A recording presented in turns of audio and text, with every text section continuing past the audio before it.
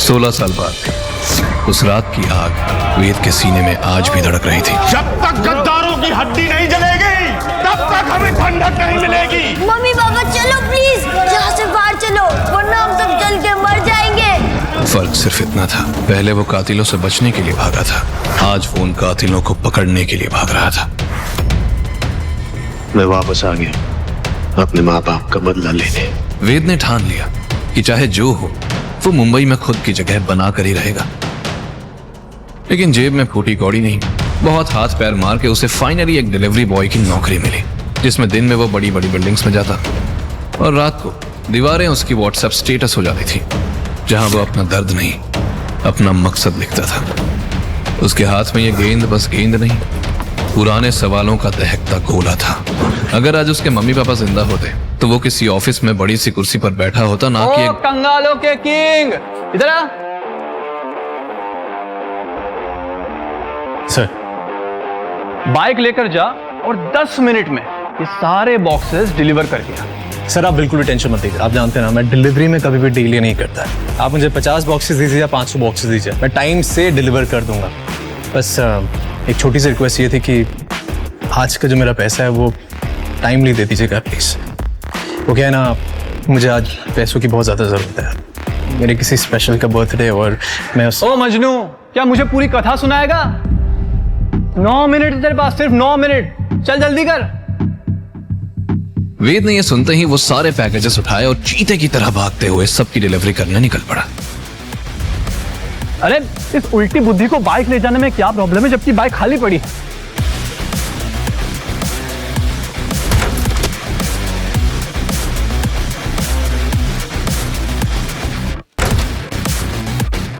Manager की गालियों से अनजान वेद खुद के निकाले शॉर्टकट से भागता सारी डिलीवरी करते हुए अपने लास्ट ऑर्डर के लिए आरके इंडस्ट्रीज के लॉबी में जा पहुंचा। लॉबी के बीच में खड़ी एक सुंदर लड़की की नजर वेद के पसीने से भीगे फटी शर्ट की तरफ गई। कोल्ड कॉफी फॉर मिस खीरा। जिम की सब्सक्रिप्शन फ्री हो गई है क्या? हर कोई बॉडी बना के घूम रहा है। वेद की टोन, एथलेटिक बॉडी और स्ट्रॉन्ग मसल्स उसकी फटी शर्ट के थ्रू बहुत साफ दिख रहे थे। नहीं माँ, ये बॉडी मैंने जिम में नहीं बल्कि मेहनत से बनाई है, जिसका हम लाइफ टाइम का सब्सक्रिप्शन ले रखा है मैंने। ट्रस्ट मी, मैं तो यहाँ पे आया था एक स्पेशल कोल्ड कॉफी की डिलीवरी देने के लिए, किसी खीरा के नाम से है। It's Kiara, okay? तुम्हें एक सब्जी और खूबसूरत लड़की में डिफरेंस नहीं दिखता? एंड भाई तुम्हें तुमने मेरे नाम का मजाक कैसे उठाया, यू डफा?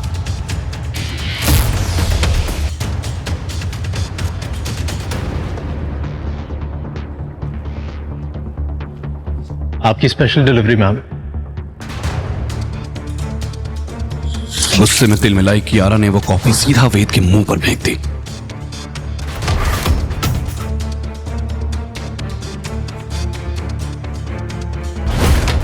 अब मेरा नाम कभी नहीं भूलोगे। Now get lost.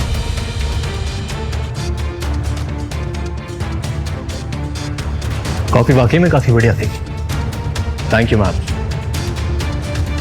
How dare you! दूसरी तरफ एक भीगी हुई शर्ट के साथ वेद रेस्टोरेंट पहुंचा और उसने जल्दी से कपड़े बदले। हॉल में फिर वो अपनी सैलरी लेने गया ही था कि उसके मैनेजर ने उसे पेन और नोटबुक पकड़ाई। सुन, ये पकड़। आज स्टाफ कम है, वो ब्लैक सूट वाला कस्टमर देख रहा है, वो बहुत खास है।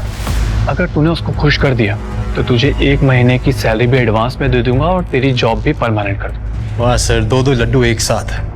आप बस देखते जाइए वेद का कमाल।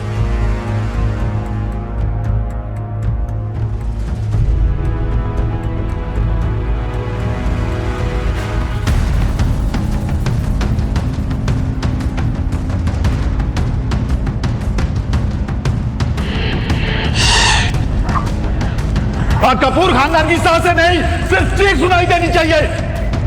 ये आदमी मुझे देख रहा क्यों लग रहा है? उस हट्टे कट्टे आदमी के चेहरे पर एक रहस्यमयी हंसी थी जो वेद को उस भयानक रात की यादों में धकेल रही थी।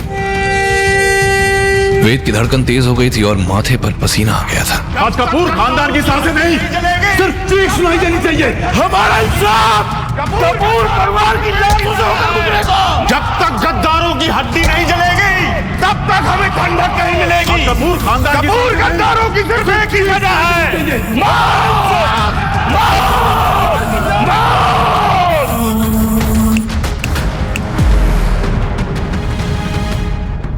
सुनाई नहीं दे रहा क्या बहरे? ऑर्डर लेता है या मैनेजर को बुलाऊं? जी जी जी। वो उनका ऑर्डर लेकर अपना काम तो करने लगा था, लेकिन उसका दिमाग सवालों से घिरा था। क्या कनेक्शन है इस आदमी का उस हादसे वाली रात से? कुछ देर बाद जब वो आदमी उठकर चला गया तो वेद की सांस में सांस आई। वेद उनका टेबल साफ करने गया तो देखा कि उस आदमी का फोन वहीं छूट गया। वेद ने फोन उठाया तो फोन के स्क्रीन लॉक पर उसे फिर से उस शख्स की तस्वीर दिख गई।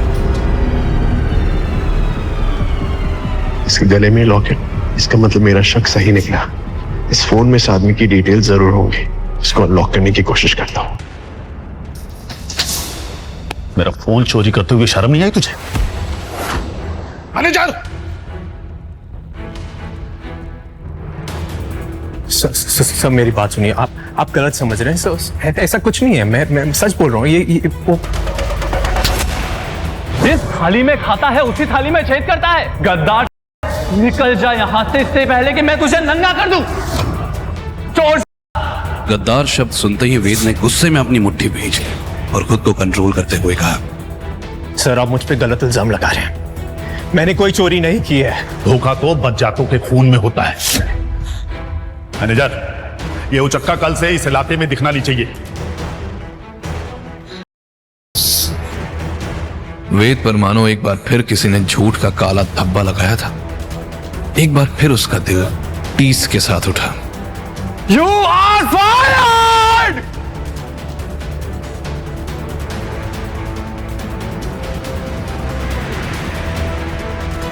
उसने कसम खा ली कि नौकरी चली गई तो क्या, वो सोनिया को अपनी जिंदगी से नहीं जाने देगा। वो जानता था कि इतने पैसों में उसे कोई महंगा फोन तो नहीं मिलेगा, पर एक कम दाम वाला स्मार्टफोन जरूर मिल जाएगा। पर वो ये भी जानता था कि इन पैसों को यूज करने के बाद उसकी जेब पूरी तरह खाली हो जाएगी और उसके लिए खाने तक के पैसे नहीं बचेंगे। लेकिन उसके दिल को अभी किसी और चीज की भूख थी, और वो थी सोनिया के चेहरे पर एक प्यारी सी स्माइल की।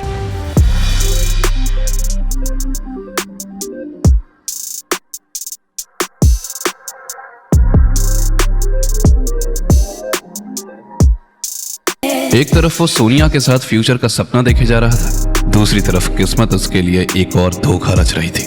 वेद घंटी बजाना ही वाला था कि उसने देखा दरवाजा थोड़ा खुला है।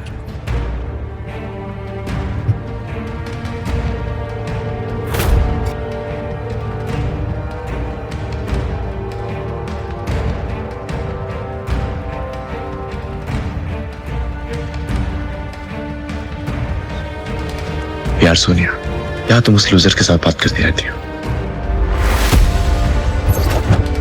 कि उसके माँ बाप करना नहीं कहते, अपनी बातों से चलाना कहते हैं। और बॉयफ्रेंड तो मेरे तुम ही हो ना। कहाँ वो कंगाल, कहाँ तुम किंग।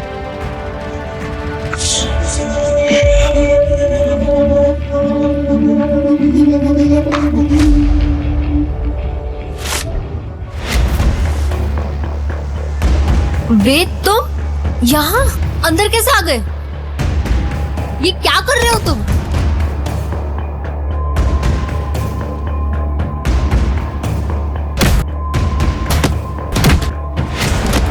ये छोड़ उसको।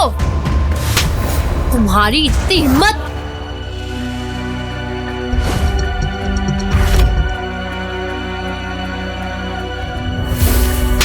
तुम्हारी इतनी हिम्मत!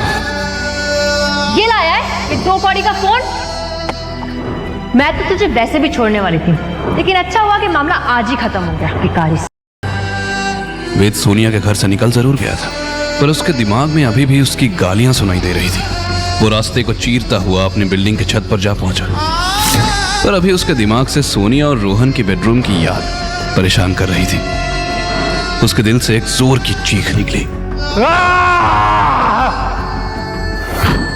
पर तभी कुछ गुंडे उसके सर पर काला कपड़ा और हाथ लोहे के सिक्कड़ से मजबूती से बांधकर उसे गाड़ी में भर के ले जाने के लिए तैयार हो जाते हैं। वेद को यकीन हो गया था कि उस रेस्टोरेंट वाले आदमी ने उसे पहचान लिया था और इन गुंडों को उसी ने भेजा था।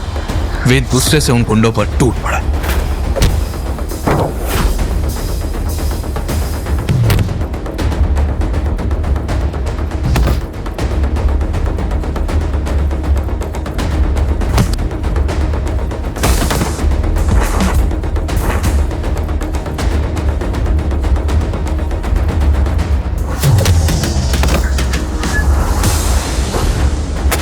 अचानक ही किसी ने उसकी पीठ पर बेहोशी का इंजेक्शन घुसा दिया।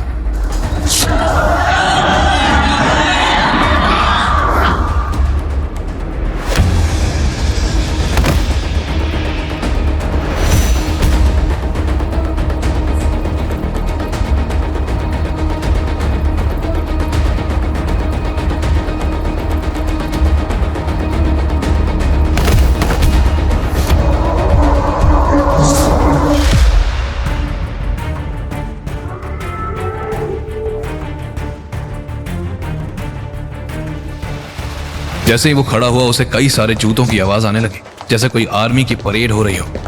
ये सिक्योरिटी गार्ड्स थे। फिर उनके पीछे के दरवाजे से एक व्हील चेयर आई जिसमें साड़ी पहने उस मैंशन की मालकिन बैठी थी। उन्हें देखकर वेद की आंखें फटी की फटी रह गईं।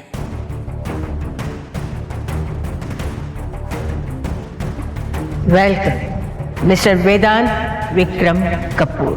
अपना पूरा नाम सुनकर तो वेद के होश ही उड़ गए। इस शहर में उसका पूरा नाम कोई नहीं जानता था, तो इनको उसका नाम कैसे पता? आशा करते हैं हमारे आदमियों ने आपको ज्यादा परेशान तो नहीं किया। अब सावित्री देवी रायजादा, एक बात बताए, तुम्हारी चॉइस बड़ी खराब है। सोनिया, जिस रेस्टोरेंट से तुम्हें निकाला गया है वो रेस्टोरेंट हमने खरीद लिया। वेद को ये तो समझ आ गया था कि सावित्री रायजादा कोई साधारण औरत नहीं है। तो क्या मैं आपसे पूछ सकता हूँ कि आप मुझ पे इतनी मेहरबान क्यों हो रही हैं? मिस्टर वेदांत विक्रम कपूर, तुम आम आदमी नहीं हो, आरके इंडस्ट्री के वारिस हो, करोड़ों की जायदाद के मालिक हो, कोई मामूली डिलीवरी बॉय नहीं हो। वारिस?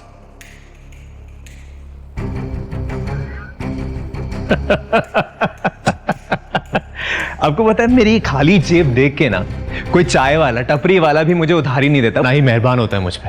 और आप बोल रही हैं कि मैं ये करोड़ों अरबों के आरके इंडस्ट्रीज का वारिस हूं। वारिस बनना बहुत आसान है, पर वारिस बन के जीना बहुत ही मुश्किल। जिस लड़के की जेब में 1 रुपया भी नहीं, उसे एक झटके में ये बूढ़ी औरत करोड़ों का मालिक बता रही थी। अभी तक सावित्री की किसी भी बात पर वेद को यकीन नहीं हुआ था। और इसके लिए हमारी 3 शर्तें। शर्तें? कौन सी शर्तें? पहली, तुम्हें हमारी पोती से शादी करनी पड़ेगी। और दूसरी शर्त, आरके इंडस्ट्रीज पे बहुत बड़ा खतरा मंडराता रहा है, तुम्हें ये पूरे एम्पायर को बचाना है।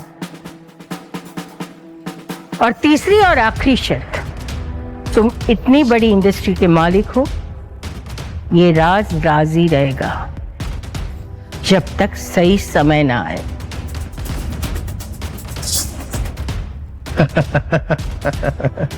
ओ मैम, मेरी बात ध्यान से सुनिए। मैं ना ये डिलीवरी बॉय ही ठीक हूं, कोई जरूरत नहीं है मुझे वारिस बनने की, और ना ही मुझे वो शादी करनी है। So thank you. और वैसे भी ये जो लड़कियां हैं ना, उनके ऊपर से मेरा विश्वास उठ चुका है, तो आप इस गेम के लिए ना किसी और को ढूंढ लिएगा। मैं चला, टाटा बाय बाय, सायोनारा। रुको, हमें पता था कि तुम्हें हमारी बात पे यकीन नहीं होगा।